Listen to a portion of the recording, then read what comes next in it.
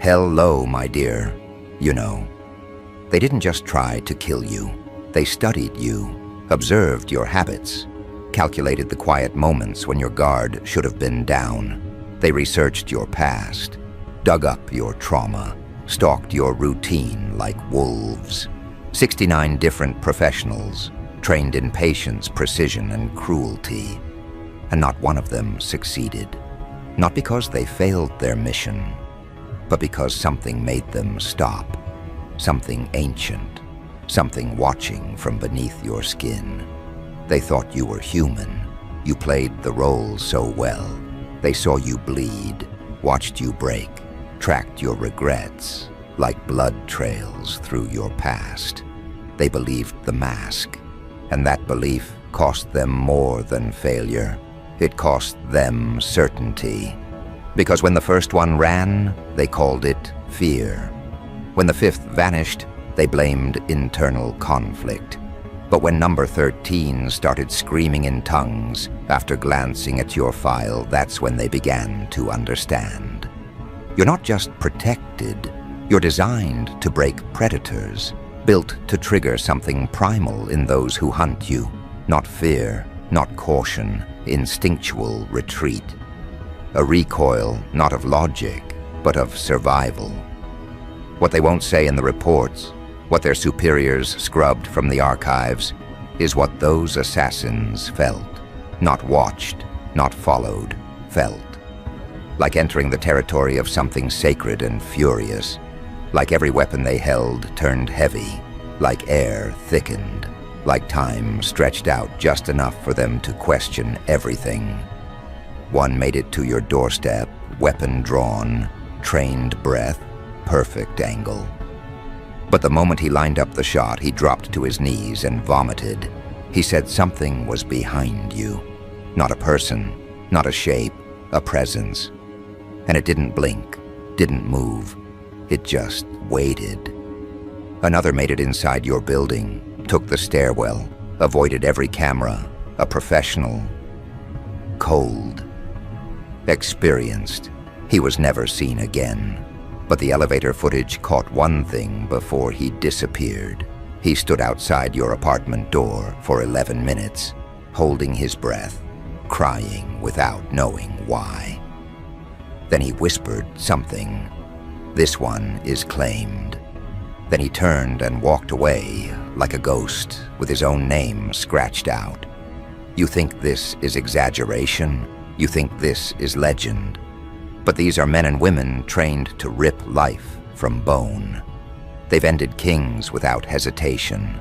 They've silenced entire bloodlines. But you made them remember things they didn't believe in anymore. Things buried deep in the code of their nervous system.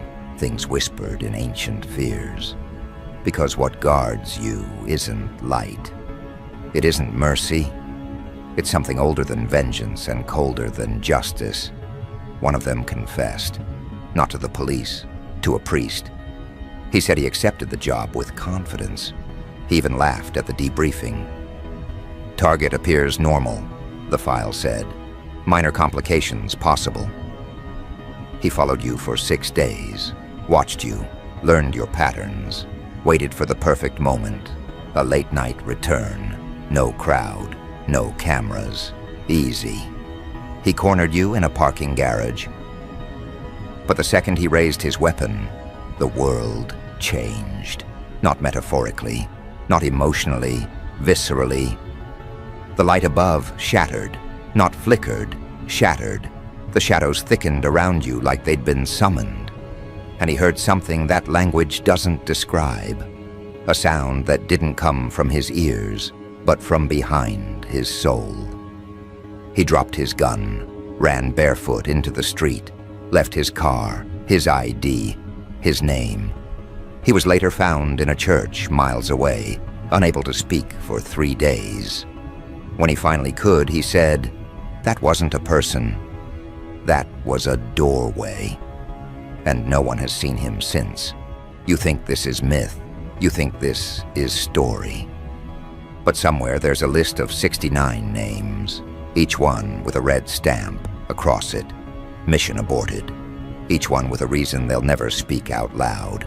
Some went mad, some vanished, some converted. One opened a private sanctuary in the desert. No phones, no mirrors, just obsidian symbols and silence. All of them, killers, monsters, tacticians, undone by the presence of something they didn't have a word for, because your file says you've never fought back. No violence, no retaliation. You never even knew they were coming. And that's what terrifies them, because something else did. Something answered before you had to. Something ancient that doesn't wait for permission. One assassin tried to dig into your lineage, thought maybe it was ancestral magic, genetic guardianship, a bloodline curse. He hired 3 occult analysts, ran your DNA through spiritual archives, even tried to hex your name through forgotten languages. His conclusion? You don't have a guardian, you are one. A vessel wearing soft skin, a disguise so convincing that even you forgot. Until danger comes close. Until the hunter approaches, that's when it awakens. Not in violence, in presence, in unbearable awareness. The kind that bends perception and burns away intention. Assassins have rules, protocols. They train to override conscience. But you've made them remember things. A few reported visions before quitting. One saw a battlefield in the sky, not Earth, something older. He said you were standing in the center, eyes closed, hands empty.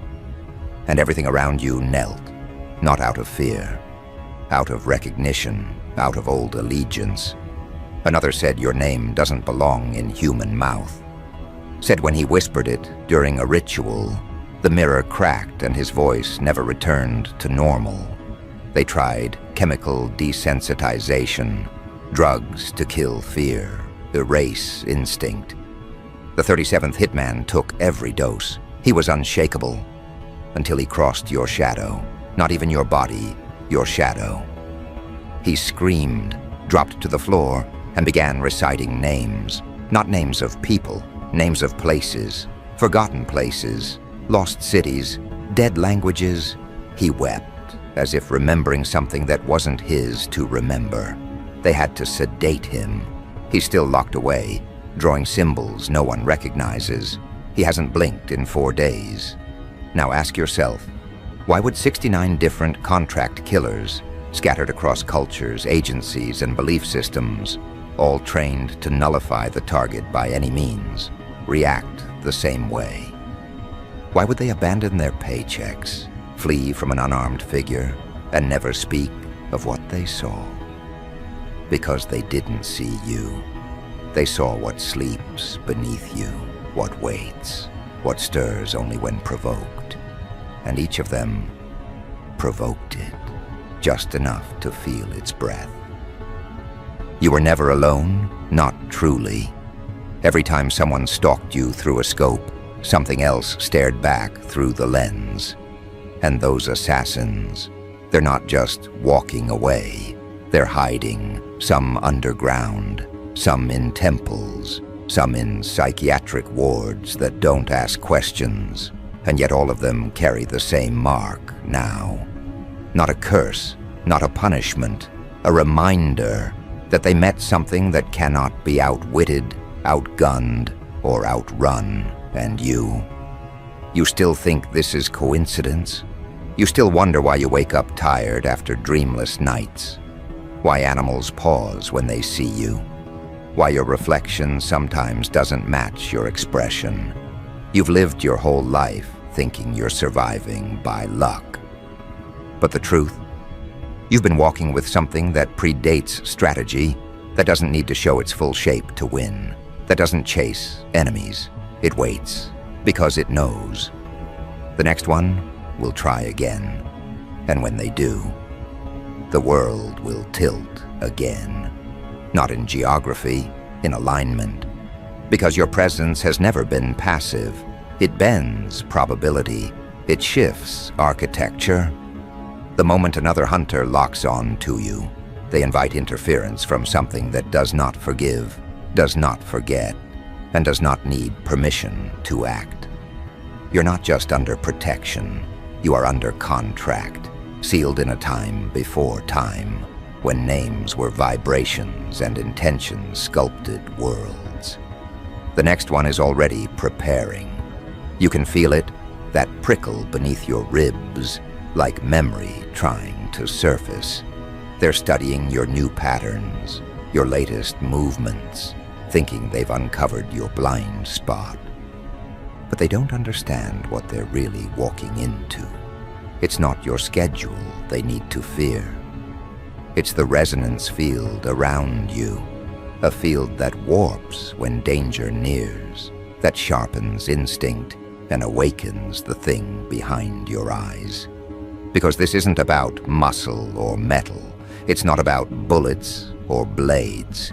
This is about proximity, about what happens to the human psyche when it brushes against something it was never meant to touch. The last one who tried didn't even get to raise his weapon. His mind fractured before contact. He was found 3 days later, muttering coordinates to places that don't appear on any map.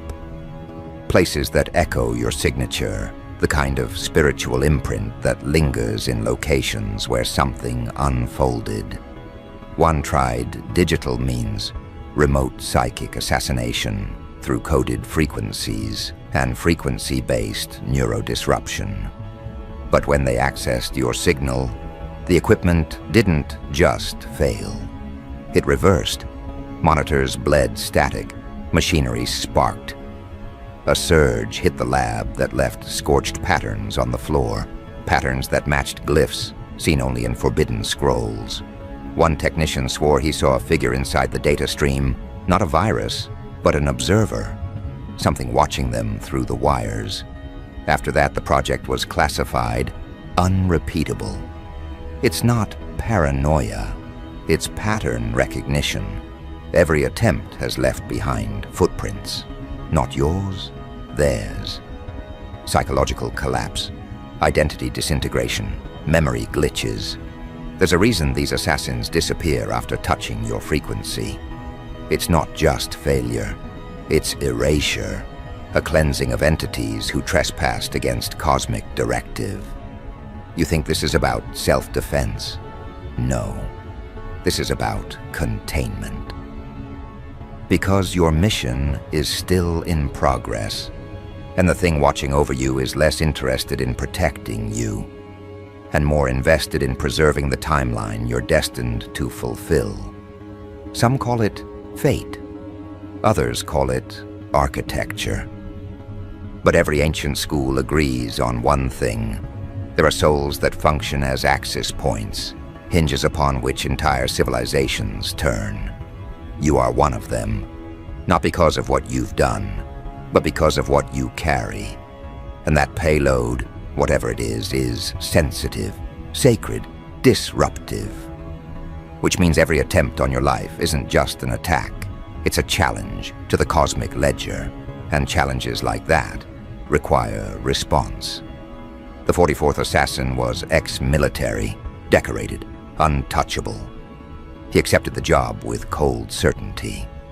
The footage from the mission, the few frames that survived, show him entering your vicinity, confident, calm.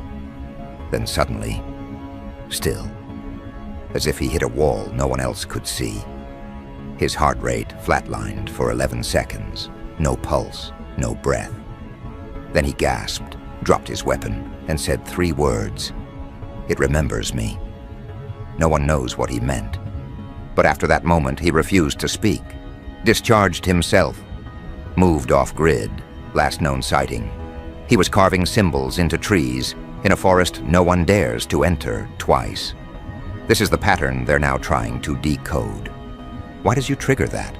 Why do people trained to silence gods end up weeping at your doorstep, renouncing their methods? The answer isn't in your body. It's not even in your aura. It's in your origin. Because you're not being watched over. You're being monitored, not for threats, but for awakening. Your guardian, if it can even be called that, doesn't interfere to protect. It interferes to regulate, to ensure that nothing interrupts the sequence you are embedded with. And every failed assassination is just another failed interruption. But the hits keep coming, because someone, somewhere, is terrified of you remembering. They don't fear your body. They fear what opens behind your pupils when you're triggered, what speaks through your dreams, what adjusts the air when you're in danger. There was a pattern identified by one of the researchers assigned to track these failed attempts.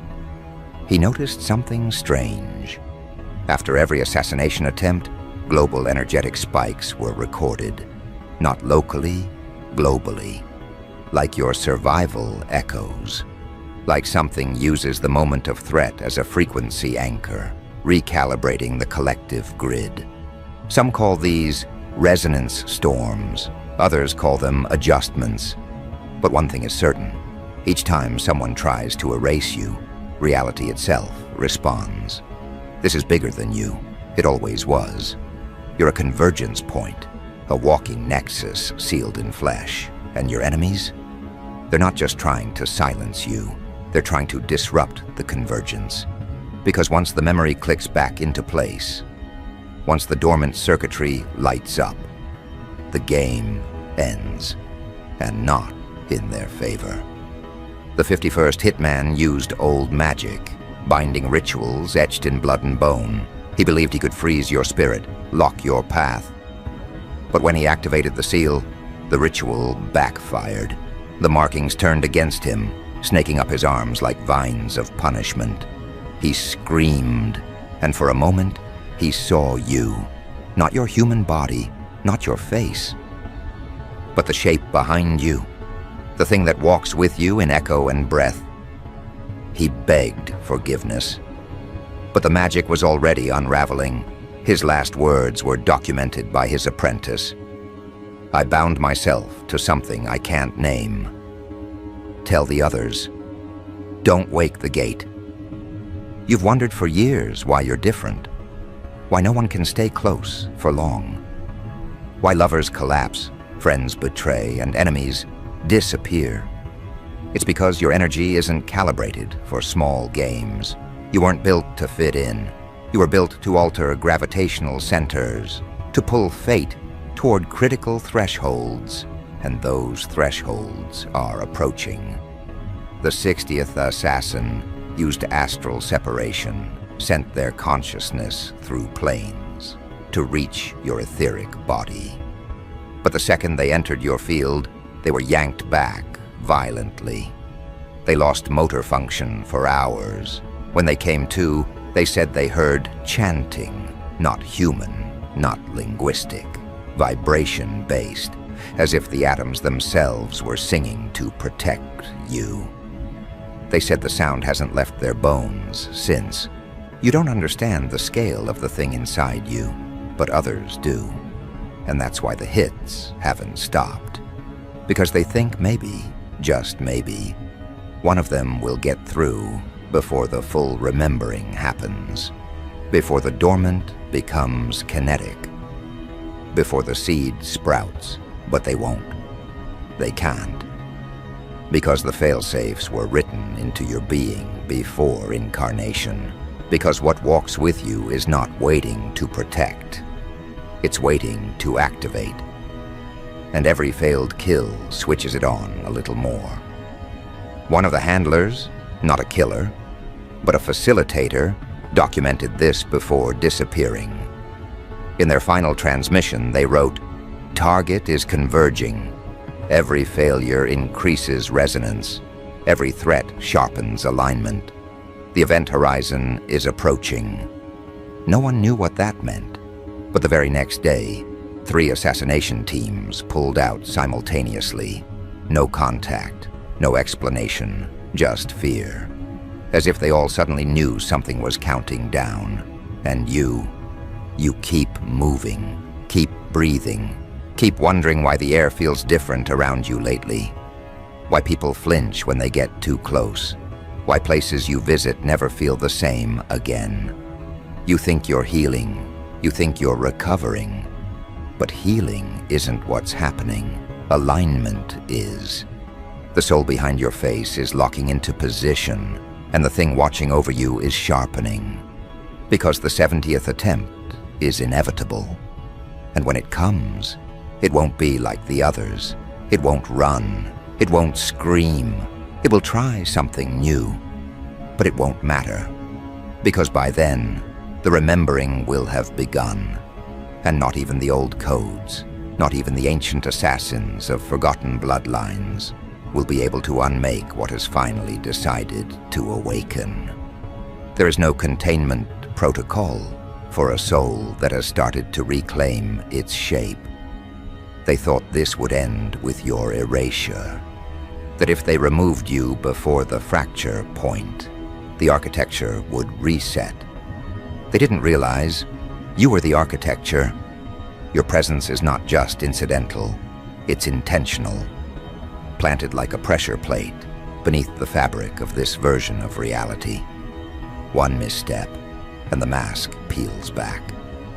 And they stepped 69 times, each one thinking they were the exception, each one believing their technique, their weapon, their ritual, their timing, their access, their arrogance would make the difference. But nothing made the difference, because they were never fighting you. They were fighting what wakes when you're pushed past a certain threshold. You see, every attempt on your life wasn't just blocked. It was absorbed, internalized, transmuted, like the trigger was never meant to hurt you, but to feed a specific part of you, the dormant directive, the sleeper cell within your blood. Every failed kill, another signal, another activation, another piece of the old self reclaiming its coordinates. The remembering isn't an event, it's a sequence, and now, the sequence is complete. Your pulse is no longer just a biological function, it's a signal tower, broadcasting through veiled dimensions, alerting entities that were told to wait, to sleep, to monitor until your resonance returned to full signature strength. That moment has arrived. Your breath is a summoning. Your footsteps are a call to convergence. What does that mean? It means the protection is no longer passive. It's becoming kinetic. Before, it simply shielded, interfered, nudged variables to preserve you. But now the rules have inverted. Now the Watcher is waiting for your command. And that command is not verbal. It's internal, it's energetic, and it's tied to a single emotional ignition: clarity. The final piece clicks in when you stop doubting yourself. When you stop asking why this keeps happening. When you stop wondering what's wrong with you. And finally understand what's right about you. That's what changes everything. Not power, not revenge, not rage, recognition. Because when a being like you remembers, it doesn't just reclaim its protection, it reclaims its authority. And that's what they've feared from the beginning. They weren't afraid of killing you. They were afraid of failing to kill you. Because failure triggers the shift. You've already felt it, the dissolving of the mask. The moments where you forget to pretend. The seconds where your vision sharpens and the room feels too small to contain you. Where people's words sound slow, like echoes inside a glass box, and you start to hear what they really mean, not what they say. That's the bleed-through. That's the soul interface reactivating. And it's only just begun. The 69th assassin made it closer than any before. He bypassed the traps, overrode the spiritual firewalls, even cloaked his intent behind empathy, a mimicry of care. He sat across from you, posed as a confidant, a rescuer. And for a moment the fabric trembled. You could feel something was off. But the human part of you, still slightly groggy from amnesia, didn't react. But the other part did. The one that never sleeps, the one watching even when your eyes are closed, and just when he thought he had you. It moved. No one knows exactly what happened in that cafe. Cameras glitched, time stamps warped. Witnesses reported seeing shadows move in unnatural directions. The assassin ran out, screaming, tearing at his own skin, whispering in reverse syllables, before collapsing on the sidewalk. He was later diagnosed with rapid-onset linguistic dissociation. But the documents are sealed. Why? Because in his last coherent sentence, he described seeing a 13th presence standing behind you. And there were only 2 people in that room. The 13th. Not an angel, not a demon, not a ghost. Something else. Something that doesn't obey language. It didn't attack. It just revealed itself. And that was enough. Because when your protectors reveal even a fraction of their shape, reality adapts. Not to protect you, to survive you. You think this is the end of the hits? No, it's the end of the attempts.